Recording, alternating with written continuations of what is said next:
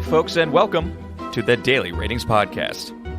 So, after 105 episodes and over 500 films covered, Vin Daly has reviewed dozens of spooky, scary, and horrifying films.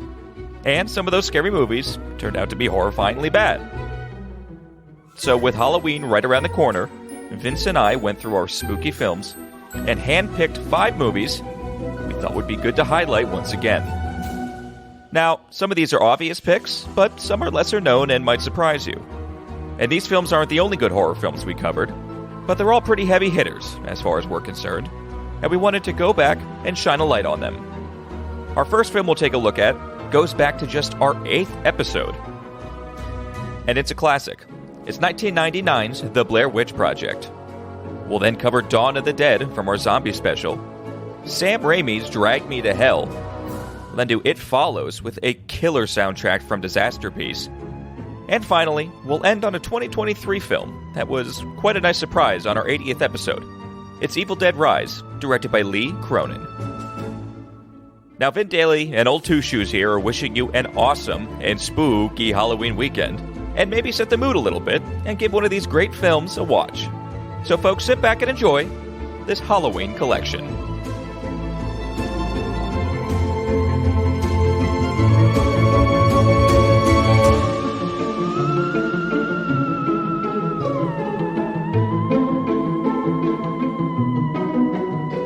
Let's go with that, The Blair Witch Project, which that's a name that pretty much everybody knows. Isn't it? I am so excited to talk about this movie. Oh, fantastic. The Blair Witch Project, obviously the early internet phenomenon, the early, I guess you would call it pre-Web 2.0. Very interesting. It is kind of like, groundbreaking is kind of a big word. But I think that's trendsetter. Let's just trendsetter. Certainly. And you can say trendsetter for sure with what it spawned as far as the found footage genre in film. I am so happy to say that, and I feel like there's not many things, especially in looking at film as a creative medium, that you can say, first one's the best. You know, that's the pinnacle there. And I think, especially with the lows... You think that's rare? I think so. Okay. Yeah. Because I think I on the shoulder of giants, everything can be, improvised on and refined. Tweaked and everything. Exactly. There's obviously the passage of time that kind of creates a more modern take on certain things. And when it comes to found footage as a genre, man, are those some bad movies. You look at Paranormal Activity. You look at... Super 8? Yeah, a little bit. Of that footage style, kind of? Yeah. But either way, found footage as a film category are really bad films in there. Really gimmicky. Not at all anything that I would classify as in the masterpiece category or in a must-watch. So it makes me so happy to revisit a film like this. Not only experience what I love in revisiting films, to see the trends start, to see the habits or the styling start. And when was the last time you would say you watched this? What was the gap? Good question. Maybe like a 2006 or something. Okay, like that. So you're really looking at this at fresh eyes a little bit then, too. Absolutely. Yeah. That's awesome. And I think what is so refreshing about it is that my watching it today. I mean, we just talked about it. Watching in present day. There's no point in going back in a time capsule and trying to experiencing this. And probably no better example is this film, because this film was in a bubble of how it was experienced, whether it was real or not. Mm-hmm. Yeah. Obviously all fake, but that's okay. I think if anything, it's a shame to try to look at this film and constantly question in your head, is it real, is it not? It distracts what the film is about, and the movie is about madness. The movie is... Obviously, if you're completely in the dark for the Blair Witch Project, this is following a group of filmmakers, student filmmakers, trying to make a very real, very documentary-style approach to what is a local legend of the Blair Witch. Early on in the film, there is a lot of conflicting information presented for the audience of what the town people think is the Blair Witch, what are stories that happen throughout the town as a result of this madness. And we follow that in the process of them trying to make the film. So the film is found footage about making a film. And man, it is such a great movie about going crazy in the woods. And I think the key to that is that it's presented in this found footage style that any audience member can very much place themselves in the archetype of these three characters on screen and how they would react to that situation and almost go through, the 7 stages of grief with these characters, which is so awesome to see on film. I thought it was feel, because it sounds relatable. It's if they're that relatable to it, that means it sounds like the acting for these kids are pretty good. Yes, I think the acting is definitely a highlight because it is very off the cuff. I think there's even some awkwardness to some dialogue, but it's the realness. It's like genuine. Exactly. Yeah. Exactly. Very cool. And I think it creates a very realistic unraveling. If I had to pinpoint why this works for the genre of horror is because center stage, you have no editing that is going to be a huge time jump for these characters. There's never a point that we are not checking in with our characters after a few, beyond just a few hours. So there is a very realistic unraveling to that. In basically, again, going mad in the woods and trying to, find something spooky, find this story within what they're trying to film as a documentary within the story of Blair Witch, and then really just uncovering the madness that it is of getting lost in the woods. And man, it was just so refreshing to watch in that way, specifically aside from anything like, oh, is this real? Was this a real story? Is this snuff or anything like that? Which honestly consumed the type of criticism this film had when it released in 2001. Time. Yeah, it was 2001, right? Yep. Yeah, okay. No, 99. Oh, 99. Mm-hmm. Yeah. Wow, look at that. And can I just say, I love it's an hour and 21 minutes long. It's perfect. I love that. Yes. I love that. Absolutely.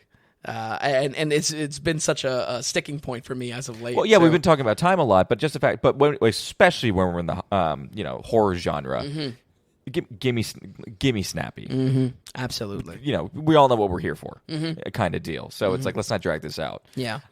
That's awesome. The acting, the editing, the relationships, it keeps a continuity that I think once again is a key to why this movie raises above in a horror in the horror genre, especially with the acting. Like I said, there's parts that are maybe a little embarrassing, a little cringy, certainly a bit annoying in some of the actual delivery of it. But again, there is a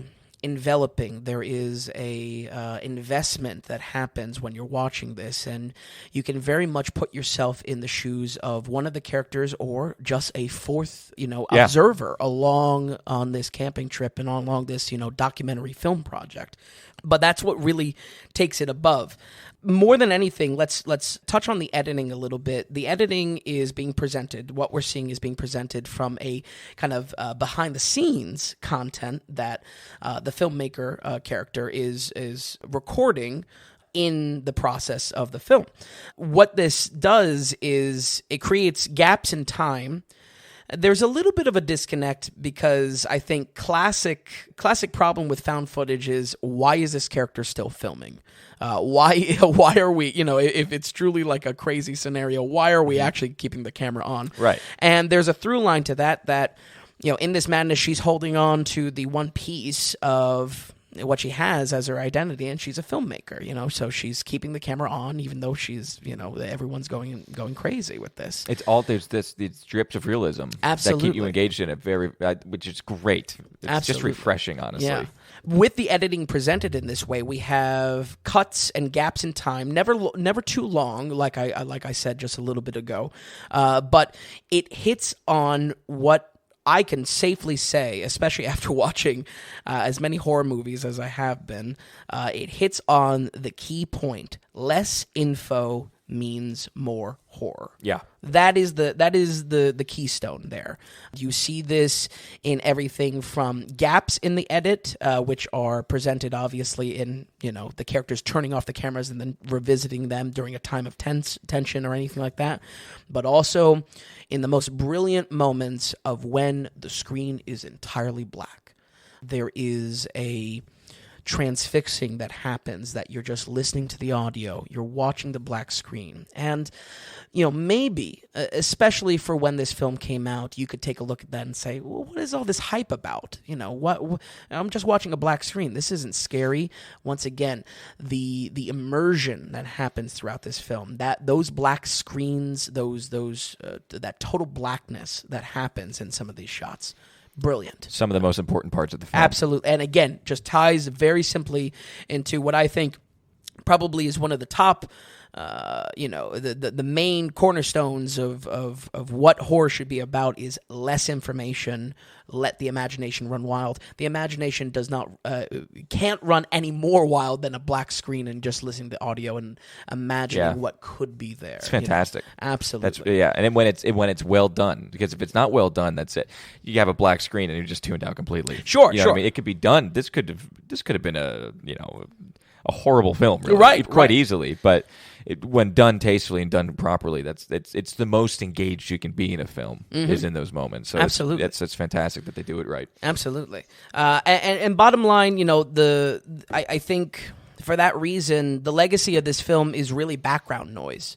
When it comes to what we're looking at and while an audience today might be watching this film, sure, there could be an awareness of, wow, this was that crazy sensation. People thought it was real. It was this guerrilla marketing that was being passed around on college campuses and whatnot. All of that is background noise, and honestly, to consider that in watching the film today is a total distraction about what the film is about. It's not about whether it was real or fake.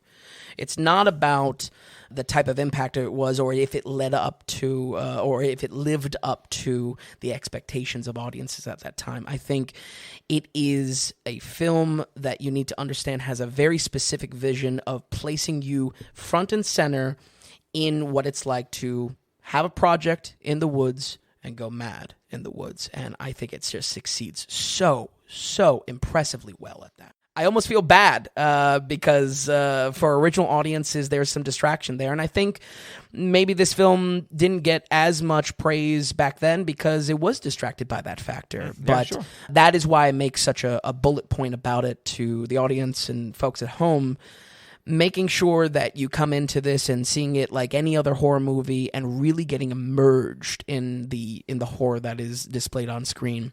Really, nothing else like it, and absolutely a must-watch. We are going to go ahead and give The Blair Witch Project an 82. Yeah, very nice. I was very pleased.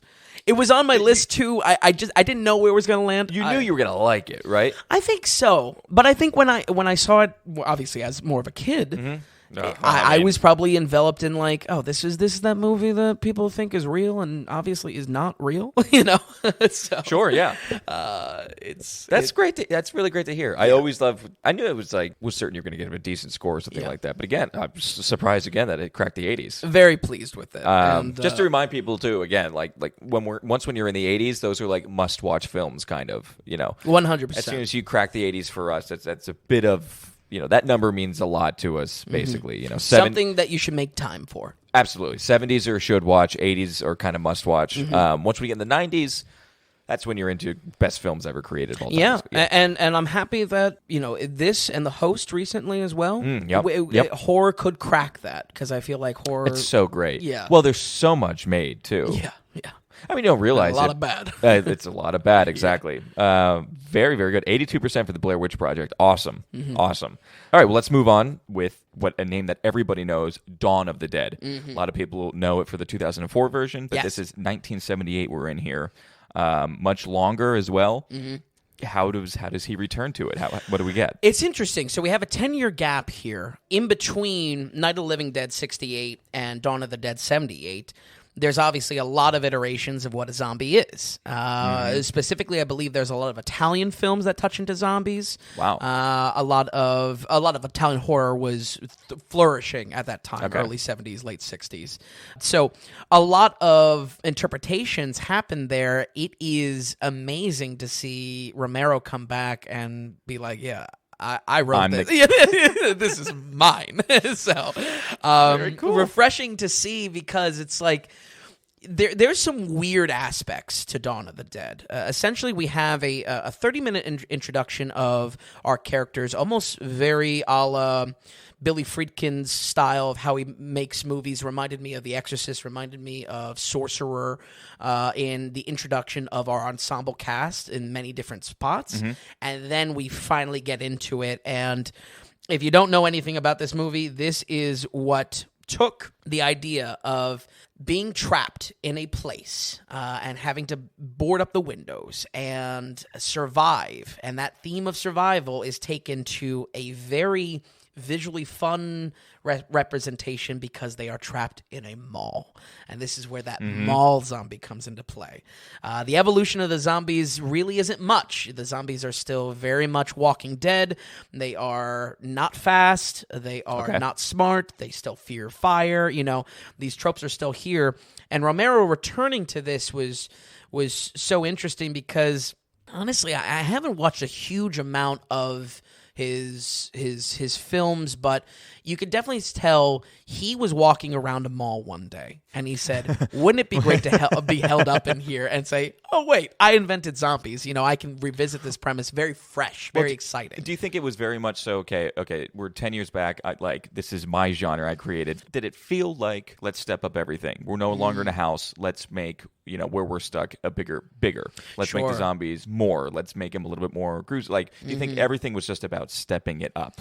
I don't know, not in like a blockbuster way. I think, and I obviously don't know, I mean, I haven't dived into the real behind the scenes. Right, we're just looking at it for what it is. It's more so, it feels like there is true inspiration to the idea that you can do something new with the concept of zombies in a new setting and have it really evolve the movie. The DNA is there. Yep. But we're evolving. Exactly. Yeah. I would say I want to little bit more focus on the first 30 minutes, because I think it's the roughest part of the film, and it's rough for a few reasons. The script is, I would say, probably at its worst. There's some out of left field stuff. What we're doing is we're coming into this where the world's really kind of going to shit and everyone is panicking. That's how they land. Our characters land in the mall to find an escape and find a place that they can bunker down. The script is a little bit out there for that reason, and it's a little bit, I don't know, brutal, I guess, would be the word I want to say. It's important to note, though, because though it does introduce our ensemble cast, our squad, basically. Yep. And once again, a theme, a motif of zombie films is the squad of who you're bunkering down with. Maybe all walks of life, maybe people that you would normally not band together with. You know, you're pushed together because of the survival. Yes. So it does a good job at that, because they do really come from opposite ends of everything. The script is just, man, it's that first 30 minutes almost constantly, I was just saying, what? Which I don't know if it's because Romero is now alone without John Russo. Right. Once again, But why only in the first half an hour? You know what I mean? It's like what happened there? It's before we get to the mall. It's before we have a real confrontation with zombies, and I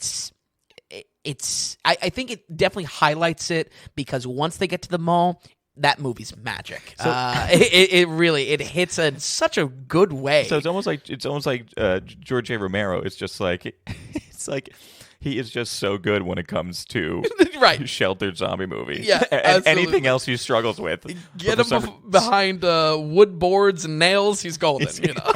Interesting. Yeah, but that really goes into my next point with get us in the mall. It is so great. It was amazing to watch, especially in modern day, because I feel like the mall is such a overplayed zombie thing. It is. Well, it is now to us. Exactly. There's obviously the analogy of mindless shoppers, and there's almost like a social commentary there of them being trapped in the mall. Mm-hmm. Yep. As far as the evolution of zombies, again, what is in the DNA of the monster that we're studying here, folks? It is. You have an introduction that these zombies are coming back to a routine when they're not feeding on brains. They're falling back into maybe some semblance of who they are, and that creates a tiny bit of drama and a little bit of a spin. There is an evolution there. It's not just the same exact zombies. The zombies are a lot more brutal now, which is great. It's interesting. Like the gore is stepped up and everything like that as well. Correct. Which brings me back to the first one, Night of the Living Dead, because it's like you didn't need them to be, now that we have decades of zombie movies, putting yourself back then, you don't need extra added scare or creepiness to gore because the audience alone has never seen something like this. Sure. So the audience is just like, oh my gosh, wait, they're not dying? You can't kill them? So seeing another human come up, another human that doesn't have a lot of makeup or anything like that, it's already so scary.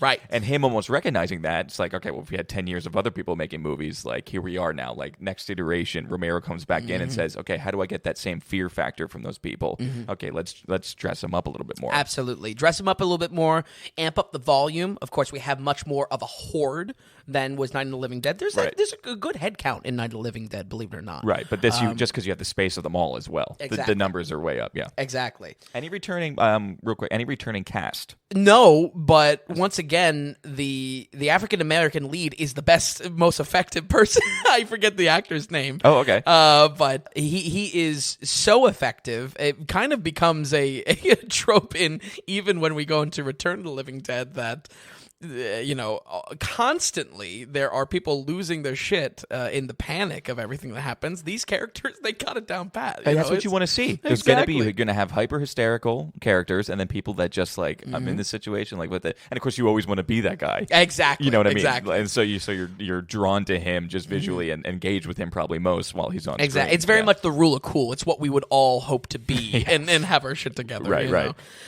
Once we get in the mall, there is such genuine excitement on film. It was almost an anomaly to watch because these aren't played as comedic. These aren't played as, I don't know, the brevity or the lightness of the situation doesn't detract from the horror of them being trapped in the mall with a lot of zombies. It creates such excitement when they realize they can run around the zombies and outrun them. Oh. When the characters are now planning, how do we lock down and secure an entire mall? How do we kill all the zombies in the mall? It was the music is happy. The music is light and jovial, and I can't tell you, but it fit.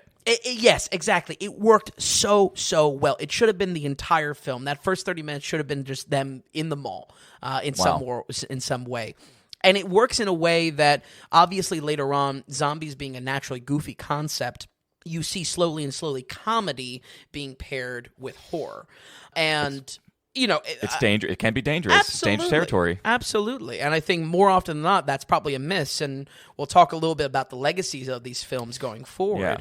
But man, there is as an audience member, you have the same excitement of, wow, we just found a gun store in this mall, as the characters on screen to say, wow, like this is amazing. Going shopping, there's a real genuine excitement to those scenes, and it was amazing to watch for that reason because it's not played off as a comedy. It's not played off to detract from the horror. It's just almost like a Christmas scene, and there's a natural excitement on film for that reason. That's so interesting. And like you said, we're so used to seeing so much comedy interwoven in our zombie movies now. And you have Zombieland and things like that. But it's really, it's almost like in the roots. It's really comes, it's interesting. Exactly. There's maybe it relates to the freedom of it. Society is collapsing. There's a freedom there is. You know what I mean? Yeah. There's a lot to unpack there, and obviously I want to keep this very, or as spoiler-free as possible with the film. But it is something to watch because it's done in such a good way, and I can't, again, it does not detract or distract from what is the real horror of they got a lot of zombies they're dealing with on their hands. Right, and right. It's a small squad, it's a small head count. So it's just great. I think more than anything, why I want to focus on it so much, because it's a huge highlight for this film of keeping a brisk and fun feeling to an otherwise really downer film. As any zombie film would be. Right. But it shows as a trope, again, for the evolution of what this kind of watch list is about, that comedy naturally exists in zombies. Zombies are goofy. You can run right past them. They're dumb. Right. They're not strategic creatures. Right, know? It's true, yeah. So it was good to see, because again, if this is about focusing on what is the progression, what is the tropes of what a zombie is, zombie DNA, once again, comedy is now being interwoven and evolving on this second almost iteration. important. Yes, yes, absolutely important to the digestibleness of a film. Yeah. How enjoyable is it really to watch? So, for that reason, Dawn is definitely a little bit sillier, and I think definitely starts to really lean more into man being the true threat, whether that's the panic within a group, whether that is outsider interaction with the plot.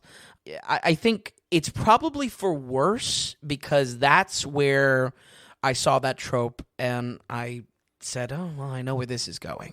For me, I think it falls into a little bit more area of predictability. I know that's kind of tough to say, because of course we're watching earlier films, we're going back, we're intentionally trying to spot where these trends start.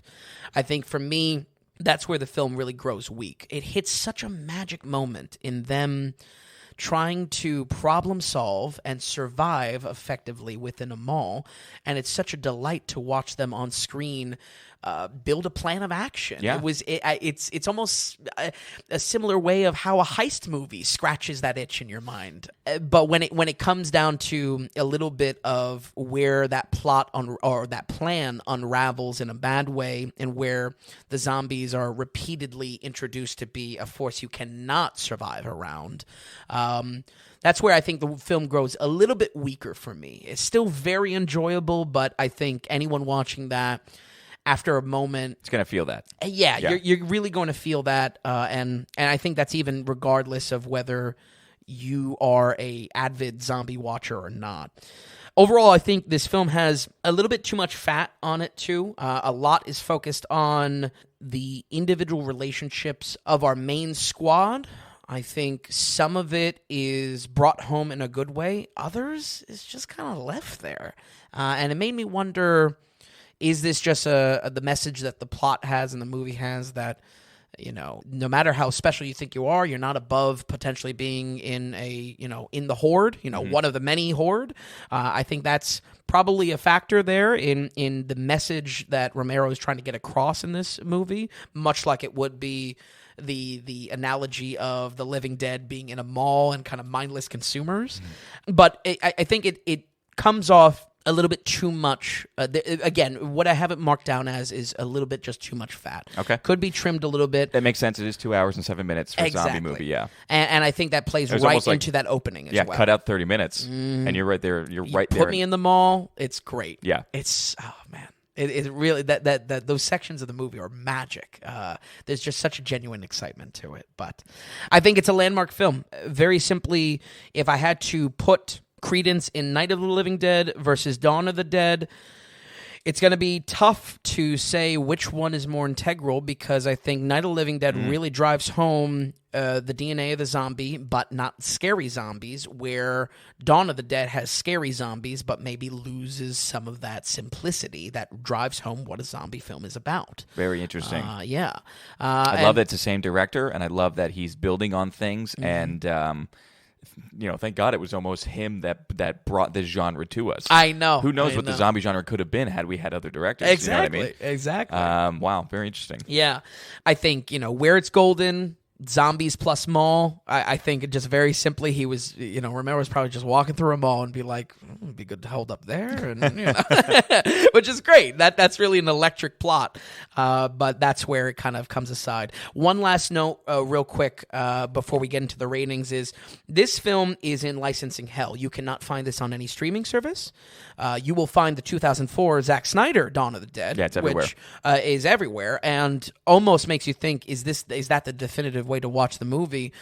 I would definitely say no. We're not touching on that movie in this special for a couple of reasons, but it is extremely hard to try to find this film and watch it. I want to almost bump it in a rating because of that, because I don't like licensing problems preventing us from watching a film, especially something so much of a landmark as this. Right.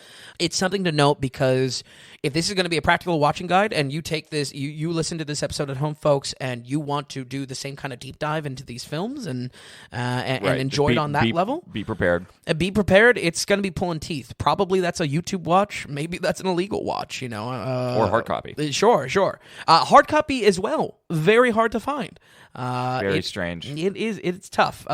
We'll go into some of the licensing, but I felt that was important to note because, man, that nothing sucks more than, especially with increasingly digital media, the option to watch something this much of a landmark taken away from a viewing audience. So, but with that said, Dawn of the Dead, Mall of the Dead, we are going to go ahead and give that a 79. Oh, a 79. Well, I thought it was going to crack the 80s. Definitely the way you were talking about it. I thought so for a while, too. Just one notch above. Exactly. One notch above Night of the Living Dead. And if anything, I do you hit the nail on the head. I do want to relay that both of those are almost just as integral to the zombie watching experience. But because that point difference is so so negligible, it's almost pick your poison. Pick what you want to dive into. I think both. I think I would pair both together. Absolutely. Yeah, definitely. At the end of the day. Yeah. It's just 79. Still very, very good. Especially when you're dealing with a zombie movie, that it's so close to this is almost all time stuff that you should be watching. Right. Very cool. Yeah, that's awesome. But okay, so let's just keep it going here. So our third film on the list here, a movie that was not on my radar or really that I even could remember, to be honest with you. So this is Drag Me to Hell. 2009, directed by... Who was the director? Sam Raimi. Sam Raimi. Of course, yes. Yeah. This was my Sam Raimi slot because he's directing Doctor Strange. Yes, and I of course. wanted to do it. I could have very easily done the Spider-Man movies, but believe me, I am superhero movied out. The ripples of the Morbius episode will haunt me for a while. But yeah, I wanted to give Sam Raimi more of a shot with him taking on Doctor Strange. His modern films are primarily that Spider-Man series. And when we think about that Spider-Man series, that really started the whole MCU thing off. It may not be MCU proper, but definitely... It was huge. Yeah, and we talk back to that Morbius episode. I mean, the ripples of everyone wanting to do copycats of his movies were huge. I took a stab at this one because it was right after Spider-Man 3 wrapped, so it was kind of a return to horror for him. And the only other movie between this and Doctor Strange is Oz the Great with James Franco. Which, we don't really know. Yeah. Which is not a good movie. I don't think producers are all they don't need it. Yeah. But since the goofiness of Evil Dead was just not really my bag, not necessarily bad, but just not my cup of tea, I was interested in him taking on straight horror. Even this is not your style of, this run-of-the-mill horror, as it sounds like. Drag Me to Hell sounds like a pretty generic horror movie. I gotta say, this really has his mark as a director. Really? Yeah, this was a very good movie. Really? I was surprised. It sounds just as generic and bland of a horror movie. And like I said, I haven't even heard of it. But it is Justin Long, who's usually comedic. Oh yeah, is in it. I mean, yeah. And not like a good cast per se, but I'm telling you, this was an above average watch. The story follows Christine Brown, a very simple girl who lives a simple life. When her day job has her crossing paths with an old mystic kind of gypsy woman, a curse has been placed on her that basically invites a a demon to drag her to eternal damnation, to drag her to hell. Okay. It's not really too complex. It definitely could sound very generic for folks at home, but in that ways, it's kind of intentional. It's definitely trying to have the same campiness. Definitely has the same type of simple setup to invite a lot of craziness in that we saw in the Evil Dead trilogy. Okay. People can go back and listen to it. We hit Sam Raimi stuff and that kind of stuff really hard in some of our earlier episodes for sure. Absolutely. But this movie has just so much originality to it. It is a seriously good watch. It is a solid horror movie, which I was not expecting whatsoever. Yeah, it's PG-13. Yeah. You know? So it's snappy 139 though, which I like. Yeah, exactly. Oh, it was very snappy. I think that's a great point. Yeah. It was. It's not messing around. It's not did mucking not around. have fat to it, which was definitely part of my enjoyment. So, while there is little comedy in this, there's definitely still campy aspects. Raimi is writing here as well, so he is not afraid to make the setup intentionally cliche, intentionally goofy in his own way. Our character Christine Brown, just all she wants is an assistant manager job at the bank. That's really the goals of our character, but she's getting dragged to hell. So, what I mean? There's that clichéness, that campiness is intentional to just let's get the audience up to speed and let's do what the movie's actually about. That's cool. And it's got a little bit of Sam Raimi's history with some horror stuff. For sure. The funny and lighthearted. Absolutely. We see that a lot in goofy scares. I think if there's going to be a cornerstone it's goofy scares. There's not, this film is not afraid to get some gross out humor, some gross out horror to this. Okay. I don't want to spoil it because the shocks are part of obviously the horror and the enjoyment of it. But the point I'm trying to get across is it breaks the mold. It may look like Lost in the Shuffle horror film. Why would you ever waste your time watching that? The execution couldn't be further from the truth. That's how refreshing, honestly. Yeah, absolutely. Yeah, very cool. I was not expecting it. Good for Sam Raimi for keeping his there's elements of him in this through and through, but it really sounds like he just went at it. Yeah. And good for him. And it's cool because this is right after he wraps Spider-Man. He clearly, his roots are horror. He's writing here as well. This had to be a really fun movie for him. I think he wrote it with his brother, too. Oh, yeah? It's Sam Raimi and Ivan Raimi. Oh, there you go. There you go. Yeah. I think that's just so cool that he has basically kind of FU money coming off of, probably one of the most successful, superhero trilogies of all time. Right. Granted, 3 is a dumpster fire, but still, it's what it's in done, the wake of that movie. Absolutely. Yeah. He sees all the copycats being made after him, So it's cool that he can return to his horror roots. The scares and the horrors, though, are a huge highlight. Raimi's camera work zooms and zips and snaps around. It's just very iconic for how he portrays it.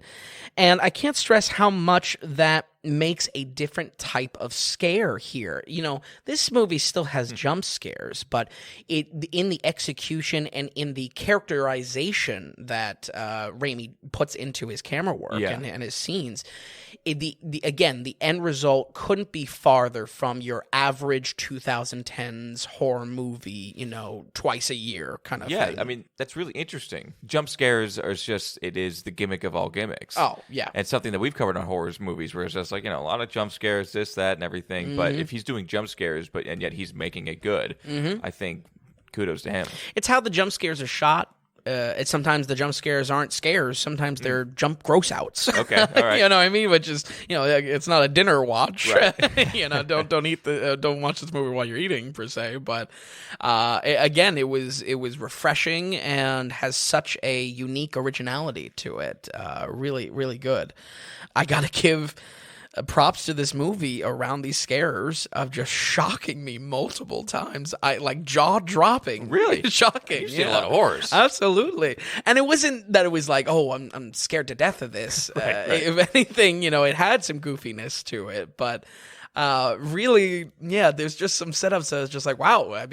You just never would see that in a movie today, and especially a corporate Hollywood horror movie. Cool. So, I would say the scares really once we get past some of this cliche aspect or this cliche setup of Christine Brown. These scares are a mile a minute. When we get this demonic force introduced, it is no holds bar. And that was refreshing as well, because so much is padding, in these horror movies. We have to pad it out, so there's a little bit of a slow burn, slow build up until and fluff, really, in a way. Sure. Until we have to actually confront this. But Christine is throwing everything she can at trying to get this curse off, and the demon is throwing everything again at pulling her to hell. I mean, it is straight up like shoving her in parts. Right. She has near constant hallucinations. Like, it is nonstop hallucinations. Wow, okay. I mean, man, the list goes on with it, and it was just, again, refreshing is the word here.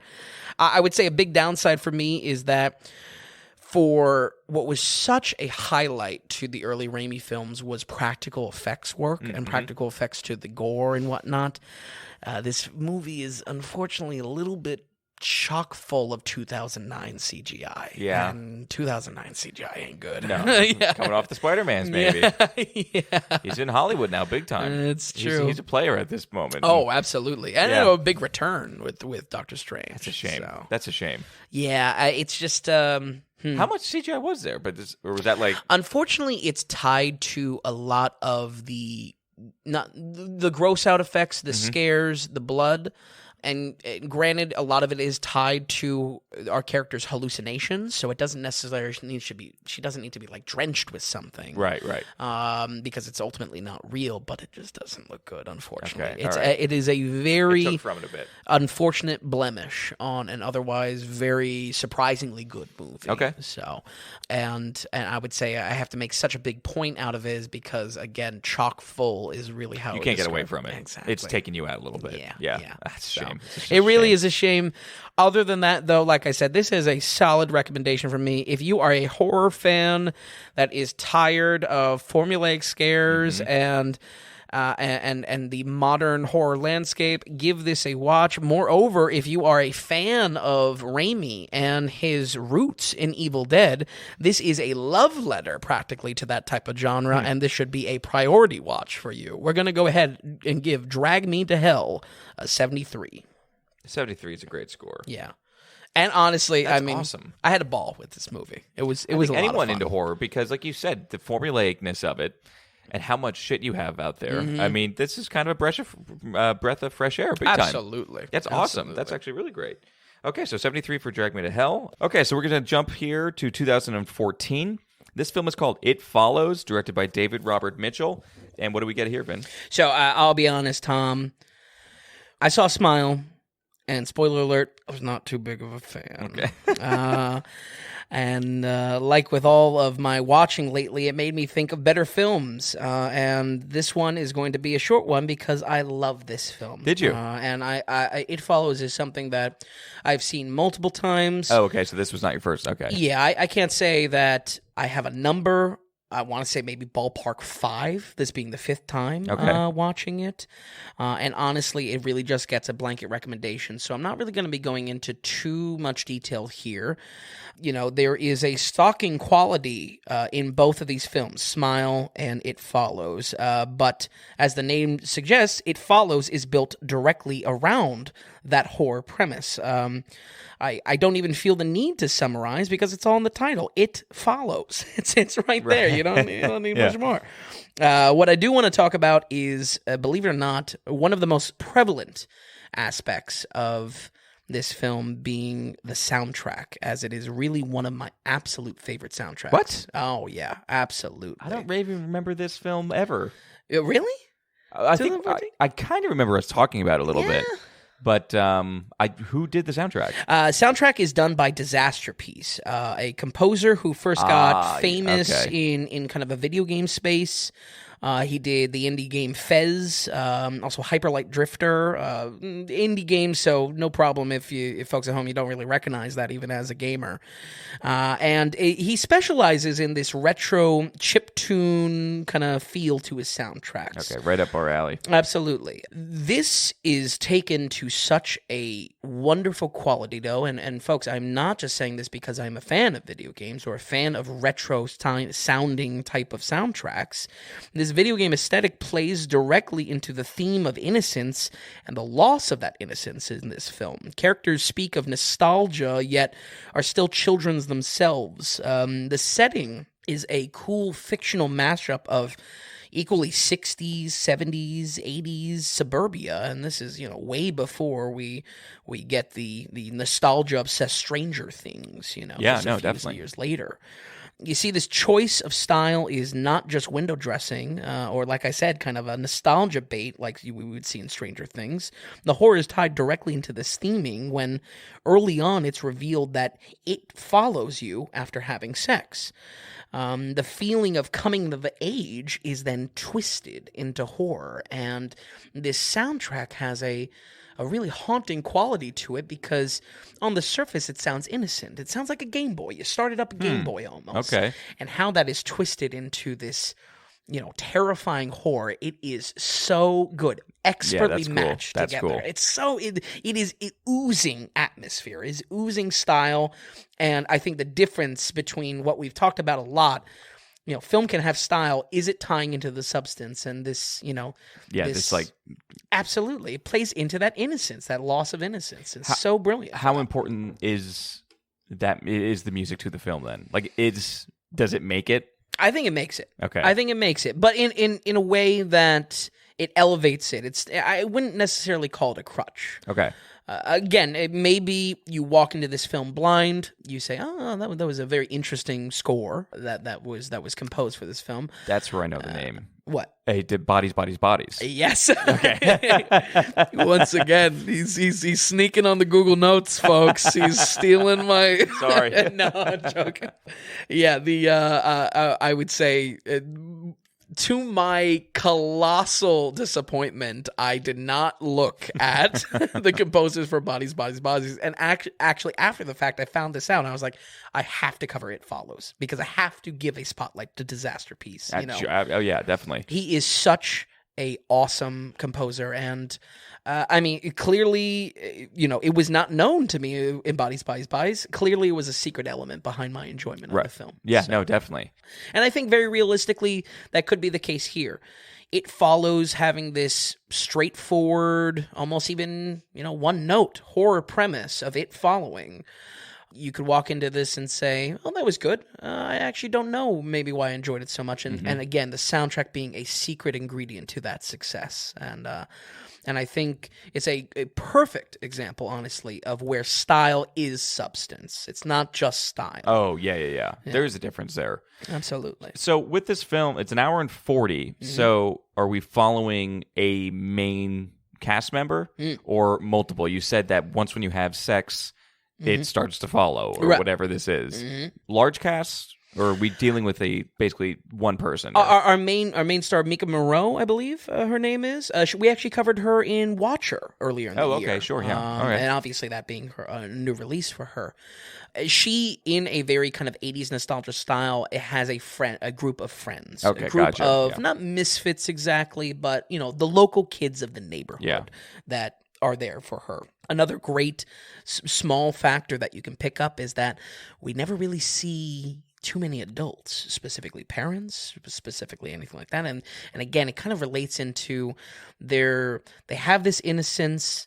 They're almost talking like the innocence is already lost. They're talking about the good old days. They're children. You know what I mean? They're not even like seniors in high school or anything like that. This whole theme of lost, the innocence lost, kind of comes home and it's in sprinklings of the theme. Not seeing parents, a video gamey soundtrack. All of it is just honed into a feel and an atmosphere to this horror. And how is I guess the acting is actually pretty good for these young actors. I think so. actresses. Yeah, especially Mika specifically. I mean, she would have to make it. Yeah. And I think I even mentioned it follows in our review of Watcher because, again, I think she's great. There's a lot to love as far as even the other performances of the young actors. It's certainly not annoying, and I think that's something I bring up just because it's something that I criticize so often as well. Sure. But yeah, driving it all is this atmosphere, cinematography, the feel, the visual design, the mood, the tone. All of it is so dialed in, and I may not have enjoyed this director's other works, specifically I was just about to ask, what else do we get him in? So he primarily does a film called Under the Silver Lake, which Yes, that's right. Yeah, reception of it is all over the map. People call that film a masterpiece. People hate it. I was not a fan of it, but this one is truly dynamite, and for that reason, I definitely will keep always an eye on Mika as an actress, and then also him as a director as well. Cinematographer also did Under the Silver Lake, and also did Us. I guess that kind of makes sense. Us, I think, needs a rewatch. Honestly, I'm curious most of all of Jordan Peele's, of his movies. Yeah, going absolutely. Back to Us, because it's kind of one of those that definitely needs to bake in the oven. So, but yeah, put aside some time to watch this. As far as a film that is for the spooky season, I really was reflecting this week on the mood that horror puts you in. And we'll touch on in just a moment for Smile, how much something can just be devoid of atmosphere and just about scares. And I think, like I've said, probably going back even a year in episodes, when it comes to horror, it is about atmosphere. It's about immersion, and It Follows absolutely. It Follows is truly one of the best. So put aside some time to watch it. We're going to go ahead and give It Follows an 81. Ooh, very good. One of my favorites, for sure. That's awesome. And that's funny because you were just craving it coming off a Smile. Mainly because almost identical and very simple premise. You know what I mean? Simple elevator pitch, and boy, was there better comparisons to make, better time. So. All right, Vince. Wow, that's okay. So that's It Follows with a big 81%. We'll continue here. This is Evil Dead Rise, directed by Lee Cronin. And not connected to Evil Dead at all. Right. So how does this kind of, I'm assuming we have this book, people are reading the book. Yep. How do we kind of get into it? How do we like this rendition? Yeah, so this was written and directed by Lee Cronin, who is fairly new, with only one other feature film under his belt, A24's The Hole in the Ground from 2019. I've never seen it. No. He also has some TV work under his name. This one had me interested, though. I'll say that the trailer was really showing me something really scary, some real scary shit. I think, I forget if we talked about it on the show or off the show, Tom, but, despite 2023 being packed to the brim with horror so far, nothing has been actually scary. And I was craving something to be really scary. See if I could even be scared, That's a good point, because a lot of what's come out is either bad, like Megan. Yeah. Cool, but not necessarily scary, like Infinity Pool. Oh, absolutely. But we haven't had like our I don't know, jump scares. We haven't had our scary stuff. Yeah. Okay. Nothing to scare the pants off you. So let me tell you, I was so happy when I saw that this was one really scary movie. Really? Oh, yeah. This was a good movie. I'm coming out very pleased with Evil Dead Rise, and almost against all odds. Yeah, because I'm not really a fan of the franchise, sue me, but it's just, it doesn't work for me. And no one was asking for this, I don't think. Exactly. Especially after the 10-year radio silence coming off of, the Evil Dead 2013. Right, yep. So, wow. The Book of the Dead is found yet again, but finally, the series separates itself from that played-out cabin in the woods vibe. This time, it is a condemned apartment building in our setting, and that building being an old bank holding secrets in its vault. Set design, honestly, was fantastic. The look of this entire building was so detailed. I actually meant to write down who was doing production design on this, but was really stand out. I feel like this building had equally a lived-in feel, kind of a cool, hipstery vibe, if you will, but then also able to transform into a very, very terrifying place once things get kicked off. Yeah, and it's Nick Bassett who did the art direction, who also did some art direction for Castaway, for Guns, Akimbo. Oh, wow. Which apparently has really cool style to it, actually. Okay. And then Avatar. Oh, it got me. That was the bear trap. I got myself with that. That's interesting, though, that you were taking note of just how detailed it was, or how that feel of an apartment was. That's good that it's getting the kind of surroundings good. Absolutely. Or getting the surroundings well. Yeah. And the script early on plants so many seeds as to why it might be difficult to leave this place. And I feel like that helped to scratch the logic itch I always have and felt from previous entries in the franchise of why are they going to this cabin? It was already a lived-in place. It kind of, the book happens upon them and is now transforming an already difficult kind of apartment building to leave. It's dilapidated. It's condemned, So I right off the back, that was a big highlight. Instead of some dumb adults acting idiotic, the script gives us a misfit family to act idiotic. Has a mother, her sister, and 3 kids. This might seem like Horror 101, but when the evil starts flowing, this did wonders for the tension that it created. Now when a demonic force spits out a insult, as in the usual Evil Dead style, it comes from the mouth of a family member, creating much more of a emotional dilemma to see if there's any humanity left in that possessed person. Kind of a zombie dilemma, if you will, of if they can save them, if they're too far gone. And I felt like that, again, doesn't sound too complex, was doing wonders in what otherwise is in this entire franchise of people that don't really care about each other. So they don't really care about each other when they start hacking up their bodies. So that little twist is why I think this was, it was working a lot better for me. I really like the variety of ages in our characters as well. Having kids in the plot helped me with some of those idiocy that is needed to move horror along. I think I was much better with kids being the idiots than just, fully grown adults. Yeah, it totally helps. It's easier for a kid to be a competent character because you're expecting less as well. Right, exactly. So you give it a longer leash to be Maybe they play for a trick. Dumb. Right, yeah. It's easy. You give them a longer leash to be dumb, but also when they're competent, it's like even more. Exactly. Yeah. Exactly. But folks, there is only one performance we need to talk about, and that is Alyssa Sutherland. She comes from the show Vikings, and she plays the mother Ellie here. Oh my God, this has to be one of the best horror performances I've seen in the last 5 years. That's saying a lot. Yeah. That's saying a lot. Oh, yeah. And I mean it. I was looking back in those 5 years. She is phenomenal, electric. I would easily see the movie again just to see her performance. Wow. Oh, yeah.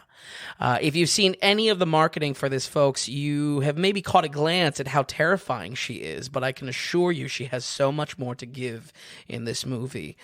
She's the key to, I think, the balancing act of how comedic elements work in this as well. This is not trying to strip it from camp. I would say this is a very good entry in the franchise of Evil Dead as well, because it balances really chaotic, vile, joking demons possessing our characters. And I feel like finally I was able to fully enjoy the entertainment side of these movies. The chaotic demons have just the right amount of fucked up jokes, and no one does it better than Alyssa Sutherland. She really has a perfect balance of when she needs to be absolutely bone-chilling terrifying, she's there, and when she needs to maybe make the audience have a nervous laugh out of what's coming out of her mouth, it's right there as well. I think it's a phenomenal performance. Wow, that's really high praise. Oh, that's cool. That's great that it's coming out of this. Right. I mean, who's expecting it? Exactly. Yeah. Who is expecting it from this, once again, we're going around the bend with Evil Dead, 10 years later after a failed reboot.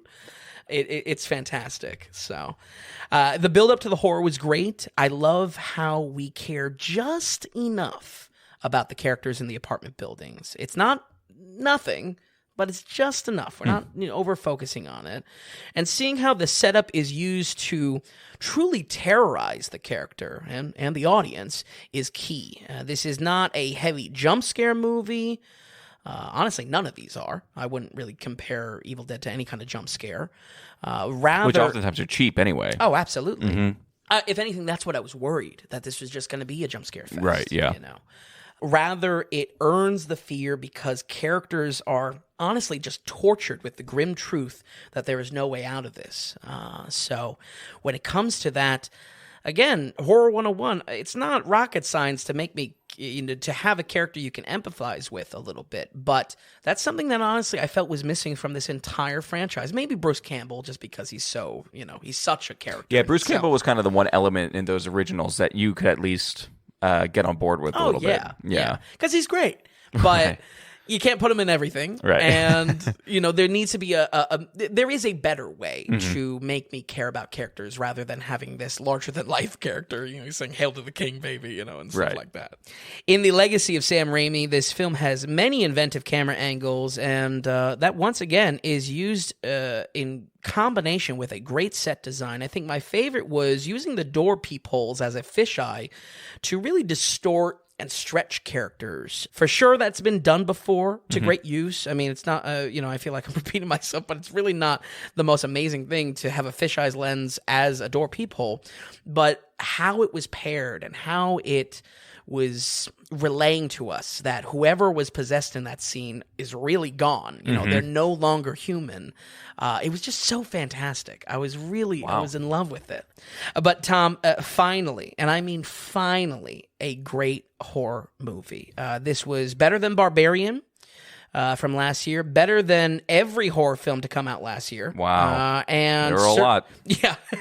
Wow. A lot. And certainly better, and certainly the best of this year so far. Folks at home, if you are a diehard Evil Dead fan, if you love all the camp, I'm honestly dying to know what you think of this film, because I think it hits it out of the park with a perfect balance of horror and over-the-top camp, easily being my favorite of the series. We're going to go ahead and give Evil Dead Rise a 79. Wow, 79% is a great score. Yeah. I'm happy for you. Oh, right. I want so much more, and it's all shit. Yeah, and Evil Dead is finally good. Right, finally. Exactly. It only took a few decades to get there. Right. A 79% for a horror film is really good, folks. Oh, yeah. Really good. I mean, that's even territory of, like, maybe I should watch it then. Sure. Because we cover a lot. There was a lot last year. A lot. We came pre-packed. Like, when we launched last year, we came with 20 episodes pre-packaged, which was a whole other October, basically. And so we covered a lot here on the podcast. Yeah. And 79 is really telling. Yeah. And Barbarian, surprising. What I compare it to, maybe even a Bodies, Bodies, Barbarian, those are good movies. I feel like this captures just a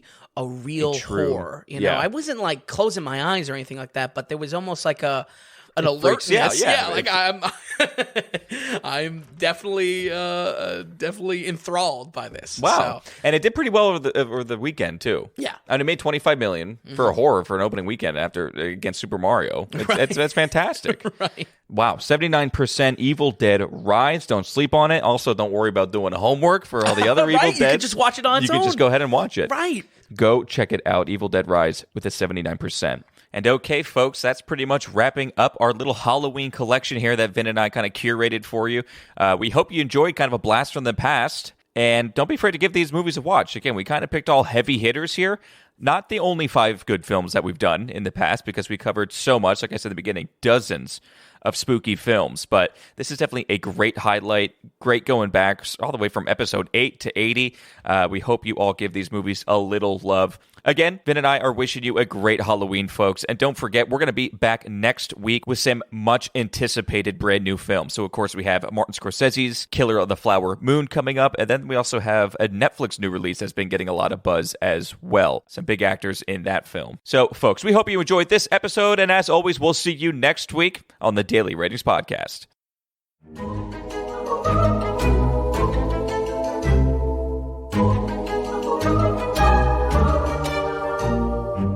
Just a reminder, folks, the Daily Ratings is completely producer supported. We want to stay away from corporate advertising and to bog down our site or to make a lesser product with the podcast. So we appreciate all of you producers out there that financially support the show. And if you're enjoying or finding value from the Daily Ratings, then you can become a producer. And just go to our website at thedailyratings.com. You go to the donations tab. And like I said, through your monetary support, you are an official producer of the Daily Ratings. So we thank you all so much who have produced, and we hope many of you will in the future. We'll see you next week on the Daily Ratings Podcast.